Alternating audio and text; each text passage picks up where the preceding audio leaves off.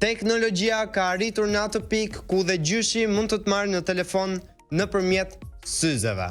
E mbase së shpejti do ta telefonoj dhe nga këpuca.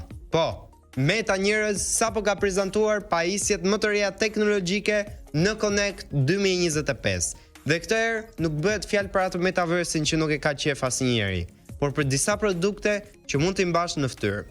Ray-Ban Meta u prezantuar gjenerata e dytë dhe kushton $379. Ka 2 fish më shumë bateri, pra tani mban deri në 8 orë dhe filmon në 3K Ultra HD. Po, mund të bërë story me syzet, edhe pse me baterin nuk e përxhiruar dot asnjë dasëm shqiptare. Risia quhet Conversation Focus. Nëse je në klub e të dëgjohet as zëri yt, syzet fokusohen tek personi që flet me ty. Pra, kjo është teknologjia që na shpëton nga ato marrëdhëniet, ç'a the? Por kryefjala ishte Meta Ray-Ban Display. Këto syze kanë një ekran direkt tek xhami i djathtë, ku shfaqen mesazhe, njoftime apo Google Maps.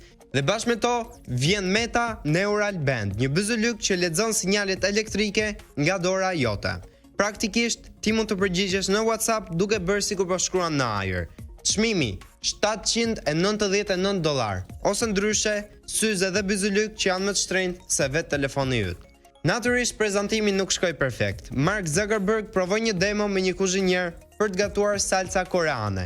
Inteligjenca artificiale e syzeve u hutua. Përsërisë të njëjtën recet gabim e gabim, dhe skena u kthye në komedi. Pra, edhe kur ke miliarde dollar në xhep, prap Wi-Fi është problemi numër 1.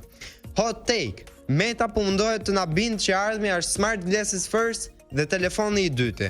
Por me këtë çmim e me këto kufizime baterie, duket më shumë si një aksesor cool për të bërë show, jo për të zëvendësuar telefonin tënd. Të paktën jo akoma.